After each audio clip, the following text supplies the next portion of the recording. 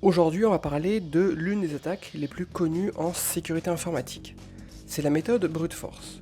Dans cette vidéo, vous allez apprendre ce qu'est précisément cette méthode, si elle marche réellement ou pas dans la pratique, 5 façons de l'améliorer pour augmenter par 10, par 100 ou même par 1 milliard ses performances, et les différents moyens employés par les pin-testers pour s'en protéger.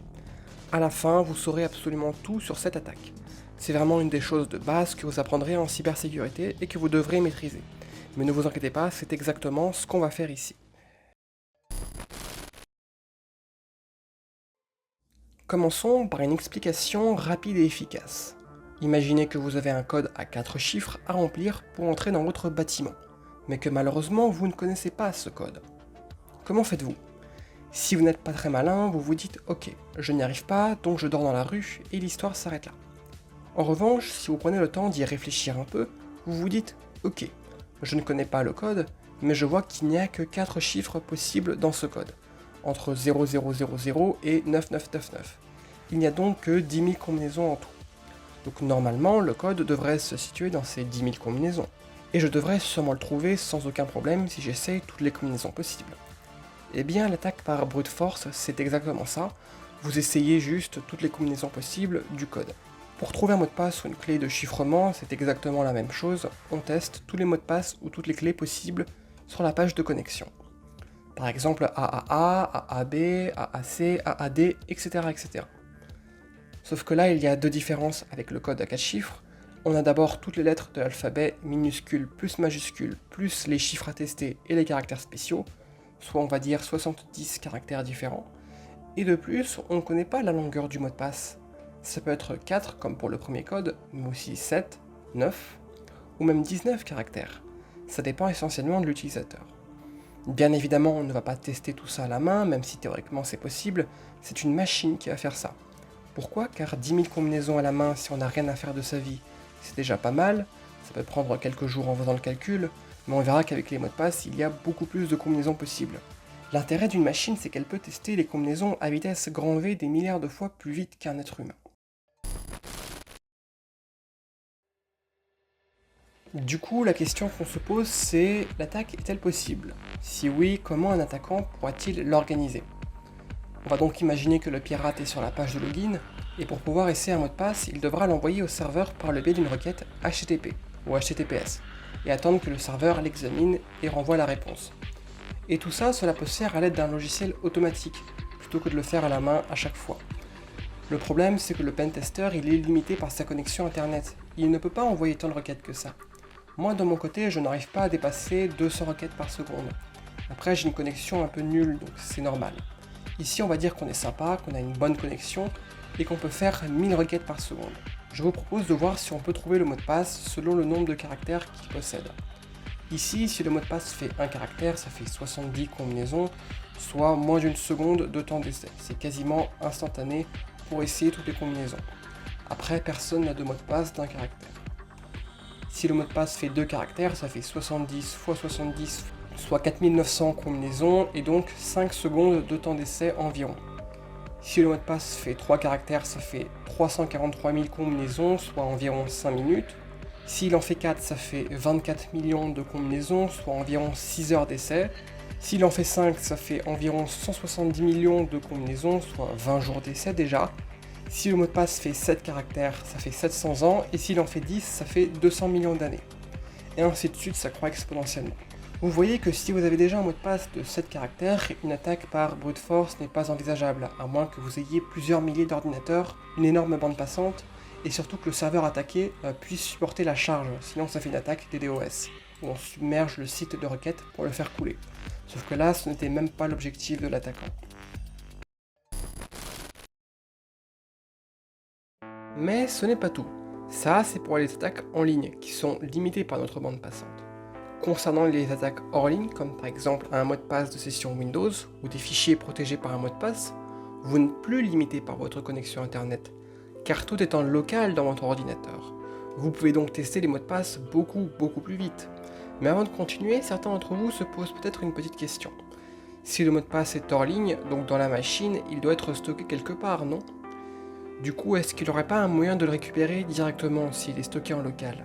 Eh bien la réponse est oui et non. En fait, il est bien stocké quelque part. Par exemple, le mot de passe Windows est stocké quelque part. Son emplacement c'est C Windows System32 config SAM et sous Linux c'est etc shadow, mais là on va parler de Windows. Et si on clique dessus, on voit qu'il n'y a que du charabia, mais aucun mot de passe apparent. Que s'est-il passé?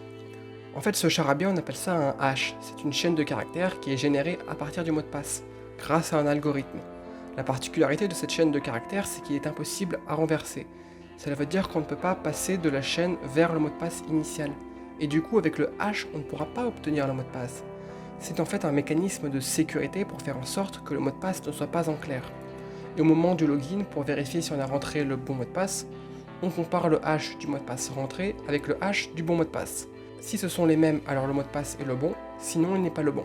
Comme on n'a pas le mot de passe mais uniquement le hash, la seule façon de retrouver le mot de passe, ce sera tout simplement d'essayer toutes les combinaisons du mot de passe possibles, les hasher, et voir si le hash correspond au hash du mot de passe. C'est l'attaque par brute force avec les hashes. J'ai fait une vidéo sur les hashes en sécurité informatique, je la mettrai en description, vous pourrez la visionner après la fin de la vidéo.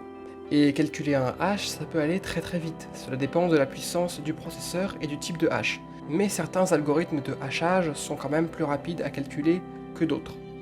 Voici mes résultats avec les hashes les plus connus. Par exemple, avec l'algorithme de hash MD5 le plus connu, je trouve avec mon processeur 300 millions de hashes par seconde. Avec NTLM, qui est plutôt une combinaison de hashes qui est utilisée pour stocker les mots de passe de certaines versions Windows, j'obtiens 170 millions de hashes par seconde. Pour SHA-1, j'obtiens 66 millions, SHA-2 40 millions, SHA-2 HMAC 1 million, c'est utilisé pour stocker les mots de passe sous Linux, et pour finir, Bcrypt, j'obtiens 1700. Cet algorithme est spécialement conçu pour être lent, et donc diminuer la probabilité de trouver les mots de passe, car on teste beaucoup moins de combinaisons. Ce sont les algorithmes de hachage que vous verrez très souvent en sécurité informatique. Et on voit que ces chiffres-là sont beaucoup plus gros qu'avec des attaques en ligne. De plus, mon PC n'est même pas très puissant, et en plus je suis dans une machine virtuelle, donc c'est encore pire. Et en fait, avec un bon processeur et une bonne carte graphique, comme par exemple une RTX 2080 Ti, on peut calculer plus de 100 milliards de hashes par seconde en MD5. Donc si je retourne à mon tableau d'avant et que je remplace les 1000 requêtes par seconde par les 100 milliards par seconde de la RTX 2080 Ti, le mot de passe de 6 caractères se fait balayer en moins d'une seconde avec une telle vitesse. Ceux de 7 tiennent 1 minute, ceux de 8 tiennent un peu plus d'une heure, ceux de 9 tiennent 3 jours, et ceux de 10 tiennent 7 mois. Vous voyez que là c'est beaucoup plus intéressant pour un pirate, à condition que ce soit une attaque hors ligne et que l'attaquant ait assez de puissance. De plus, n'oubliez pas qu'il est possible de combiner les cartes graphiques pour aller beaucoup plus vite. Par exemple, en combinant 1000 cartes graphiques RTX 2080 Ti, les mots de passe de 10 caractères tombent en seulement 5 heures.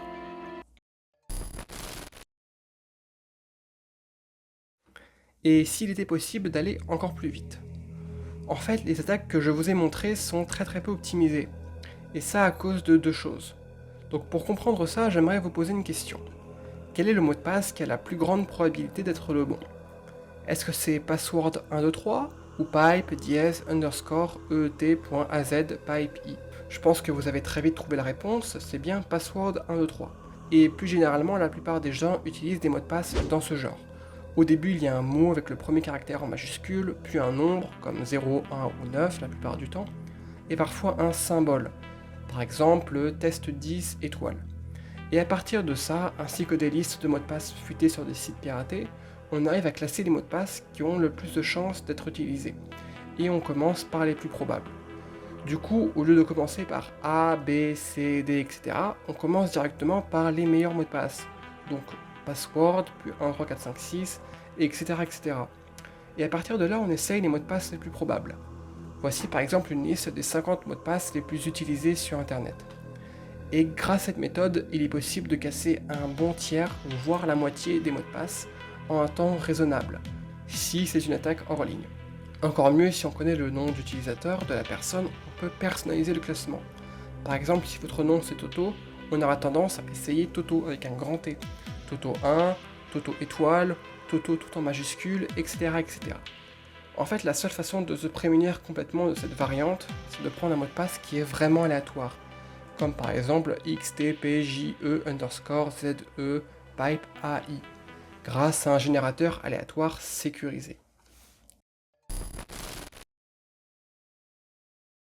On peut encore améliorer l'attaque. Imaginez qu'au lieu de calculer tous les hash avec votre ordinateur, ça soit quelqu'un d'autre qui l'ait déjà fait avant.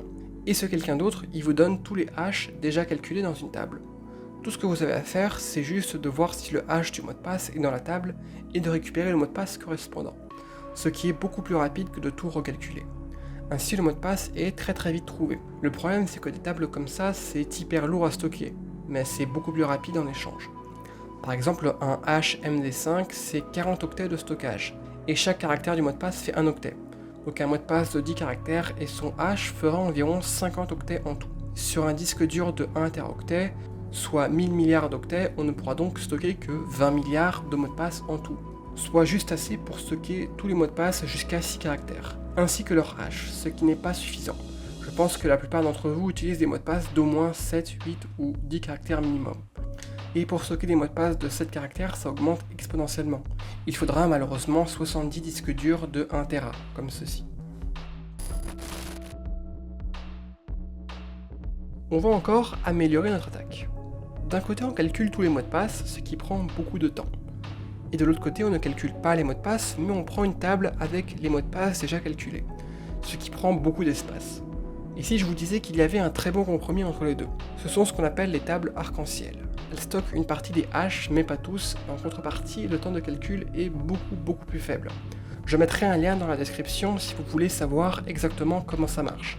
C'est légèrement plus complexe, mais c'est beaucoup plus efficace en termes de temps et de stockage. Par exemple, grâce à certaines tables arc-en-ciel payantes qui font entre 100 et 500 Go, il sera possible de trouver un mot de passe Windows jusqu'à 12 caractères, voire même plus. Ok, c'est bien tout ça, mais quelles sont les protections contre l'attaque par brute force? Alors déjà, il faut savoir que si le temps à disposition qu'on a est infini, alors tous les mots de passe vont tomber éventuellement un jour ou l'autre. L'objectif en fait, c'est de faire en sorte pour que l'attaque prenne tellement de temps pour que l'attaquant se décourage et arrête. Il ne va pas attendre 7 milliards d'années de trouver le mot de passe. Il y a en général 3 protections qui sont déployées pour contenir l'attaque par brute force. Mais ces protections ne marchent que sur des attaques en ligne, donc sur des sites internet, et de façon très limitée sur des attaques hors ligne. La première est tout simplement le blocage par adresse IP pendant X temps, après Y tentatives ratées, ça marche plutôt bien. L'attaquant, il n'a pas non plus des milliards d'IP à sa disposition. En deuxième, on oblige l'utilisateur à créer un mot de passe d'au moins 8 caractères, avec des symboles, chiffres et des lettres en majuscules pour déjouer tout espoir de brute force, ce qui marche plutôt bien. Et en dernier, on utilise les CAPTCHA. Ce sont des petits programmes qui vous demandent d'effectuer une tâche que seul un humain peut faire et pas une machine, comme par exemple reconnaître un objet sur une image ou des lettres. Ce type de problème est extrêmement difficile pour un ordinateur, et à part utiliser des algorithmes de deep learning, et encore ça reste assez limité, ce n'est pas possible. L'idée c'est juste de s'assurer que c'est bien un humain qui se connecte, et non une machine qui essaie de plein de mots de passe d'un coup. Il y a également plein de méthodes comme la double authentification, mais on ne la verra pas ici, sinon la vidéo sera un peu trop longue. Pour conclure, je dirais que l'attaque par brute force marche dans pas mal de cas, notamment dans les attaques hors ligne. Mais à part si vous avez une chance immense, dans une attaque en ligne, ça ne marchera pas, surtout vu le nombre de protections sur les sites internet en général. Mais ne vous inquiétez pas, il existe d'autres attaques en cybersécurité qu'on verra dans les prochaines vidéos. Si vous êtes intéressé par la cybersécurité, vous pouvez vous abonner à la lettre du hacker, où je vous envoie par mail 1 à 3 fois par semaine des conseils pour apprendre la sécurité informatique, ainsi que du contenu confidentiel sur la cybersécurité que je ne poste pas sur YouTube pour des raisons évidentes. Le lien est dans la description, ne vous inquiétez pas, c'est gratuit et vous pouvez vous désinscrire en un seul clic. Pour plus de vidéos, n'oubliez pas de liker, de commenter et d'appuyer sur la cloche pour être sûr de ne rien rater. Ça ne vous coûte rien et c'est vraiment le meilleur moyen d'aider la chaîne pour me pousser à faire plus de contenu. En attendant, je vous dis à bientôt pour de nouvelles vidéos sur la cybersécurité.